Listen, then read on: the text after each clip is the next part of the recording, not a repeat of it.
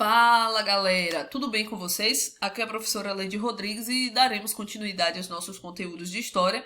E neste vídeo trataremos do fim da Idade Média e dos aspectos culturais do medievo, tendo sempre em mente, o papel importantíssimo da igreja nesse período. Então vamos lá. Galera, é o seguinte, durante os séculos 11, 12 e 13, a gente vai ter na Europa um crescimento populacional alarmante. Esse crescimento ele vai conseguir chegar ali até a partir do século 13. A população ela vai crescer diante da ampliação da produção agrícola. Se produz mais alimentos, consequentemente, a população tem mais filhos porque consegue alimentá-los. E as pessoas também morrem de outras causas e não a fome, até esse momento, tá? Então, vamos perceber a partir daí. E por que essa produção agrícola ela vai aumentar? Principalmente por conta dos avanços das conquistas territoriais e também, galera, por conta das novas técnicas, né, das inovações tecnológicas.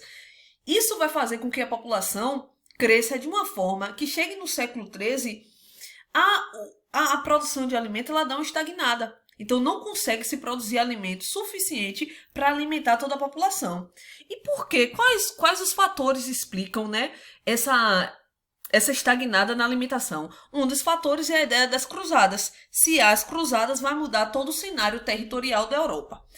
Certo. Então aí a gente já tem um contexto montado. E é o seguinte, se a população ela começa a passar por uma série de dificuldades, né? Se há uma escassez de alimento e, consequentemente, o aumento dos preços, essa população vai chegar ao século XIV passando por uma série de problemas. Então, quando a gente vê uma prosperidade na questão alimentícia do século XI até meados do século XIII, já no século XIV a gente já vai ter um grande problema, que é exatamente a fome, as doenças e as revoltas.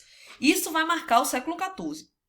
De início a gente precisa falar da chamada, né, Grande Fome, que foi exatamente, galera, um período de 1314 a 1317 e que uma série de problemas climáticos fizeram com que a colheita caísse drasticamente, ou seja, eles tiveram uma péssima colheita. Isso fez com que a população passasse, né, começasse a passar fome, ter uma série de dificuldades, milhares de pessoas morreram e aqueles que sobreviveram passaram por um enfraquecimento, elas estavam mais vulneráveis à doença. E é nesse contexto de vulnerabilidade à doença, é nesse contexto em que a população está desnutrida, que vai passar por uma das maiores catástrofes que a Europa já viu, né? Até aquele momento, até aquele período, que é a chamada peste bubônica, também conhecida como peste negra, né? Ela vai ganhar esse nome de peste negra porque a população começa a aparecer uma série de manchas escuras, né, após serem acometidas pela doença. Essas manchas escuras, né, tomava todo o corpo da população e o resultado comprovou, né, que essa peste negra ela era causada por uma pulga encontrada em roedores, encontrada em ratos. E esses ratos eles vinham da Ásia dentro dos navios dentro dos porões dos navios italianos. Então essas pulgas disseminaram e acabou provocando a morte de milhares de pessoas, né? Então a gente vai ter nesse momento aí, né, uma série de pessoas que mortas, cerca de um terço da população da Europa vai morrer. Isso totaliza quase 20 milhões de pessoas, um número gigantesco. E há quem acredite naquele momento, né, tendo em vista que o papel da igreja era fundamental, que essa epidemia era um castigo divino, e esse pensamento era em si reforçado pela Igreja Católica, quando na verdade a gente vai perceber que nada tinha ligação com a igreja em si, né? Que não era, na verdade, um apocalipse como muitos acreditavam. A ideia de apocalipse ela era tão fecunda na Europa nesse período que é o seguinte, muitos acreditavam que eram anjos do Senhor que iam lá, davam flechadas e feriam as pessoas, por conta disso as pessoas ganhavam as marcas negras na pele.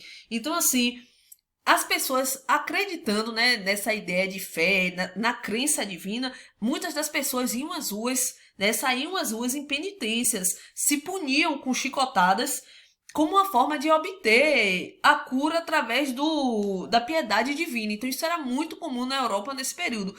Entretanto, a gente precisa bater na tecla, né, ter em mente que essa doença ela vai se propagar por uma série de fatores que a gente já até citou aqui, como por exemplo a questão da alimentação que não era adequada, a população ficava enfraquecível, logo ficava mais vulnerável à doença, além também das péssimas condições de higiene e a falta de saneamento básico. Se a Europa vai se a população da Europa vai crescer, são muito mais pessoas dividindo locais cada vez mais insalubres, cada vez menores. Então, por conta disso, a gente vai ser muito fácil se propagar a doença, né? A peste bubônica.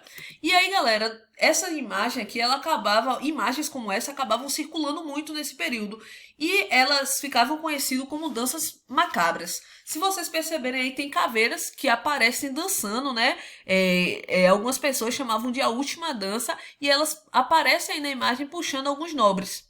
Há algumas imagens também que essas caveiras aparecem puxando pessoas comuns. Então, do ponto de vista social, muitas dessas catástrofes, elas eram atribuídas à ira divina, tá? Ou então aos inimigos de Cristo. E quem eram os inimigos de Cristo? Os inimigos de Cristo eram especialmente os judeus. Olha, estamos falando de uma Idade Média que propagava a ideia que os judeus eles eram inimigos de Cristo. Muitas vezes eles foram acusados de envenenamento de poços, então que tinham jogado veneno nos poços, né, para matar a população que fosse utilizada aquela água. E também, durante muito tempo, a Europa acabou condenando esses judeus principalmente por assassinato de crianças, quando na verdade sabiam que em nada eles tinham ligação com esses assassinatos. Por conta disso, cria-se uma imagem negativa e uma imagem negativa acerca desses povos. Entretanto, eu preciso salientar a vocês aqui que os judeus eles não foram os únicos a sofrerem com esse tipo de preconceito. As mulheres, elas sofreram muito, diversas mulheres foram acusadas de bruxaria. A gente vai ter os mendigos, os leprosos, os estrangeiros. Então, todos esses povos, eles foram estigmatizados e também discriminados na sociedade medieval. Então, esses são alguns dos fatores que a gente precisa pensar a construção da Idade Média, né? As características da Idade Média, né? Desse período aí marcado por uma série de tensões. E é o seguinte, galera, se estamos falando de tensões, é óbvio que a gente não pode deixar de falar da Guerra de 100 Anos, né? Essa é uma guerra que vai durar muito mais de 100 anos, ela não dura exatamente um século, ela vai conseguir durar mais, mas ela não foi um confronto que aconteceu de forma ininterrupta, mas uma série de disputas que paravam e as batalhas voltavam hora ou outra. Então a gente não pode entender que foram 100 anos de guerra, não foram 100 anos de guerra. E para falar da Guerra de 100 Anos, a gente tem que iniciar ali falando que o século XIV, a França e a Inglaterra, elas passavam por problemas internos. Centralização do poder real, né, a busca por uma centralização, e para centralizar esse poder havia também a necessidade de conquista e manutenção dos territórios, né? Territórios que eram de interesse da nobreza, o feudo, e a burguesia também precisava dessa conquista do território para manter o comércio. Além do mais, tanto França e Inglaterra tinham laços de parentescos intrínsecos e existia uma disputa econômica entre franceses e ingleses. Então a gente percebe aí de que forma França e Inglaterra estão dialogando. É importante a gente salientar que essa disputa ela vai se iniciar muito tempo antes, quando a França ela vai conquistar a Inglaterra. E ela conquista a Inglaterra, então durante muito tempo a França e a Inglaterra estão atrelados nesse rol de conquistas. E o estopim para que a Guerra dos 100 Anos ela aconteça, né, o pretexto é exatamente o seguinte. É a sucessão do último rei da dinastia capetinga, o Carlos IV.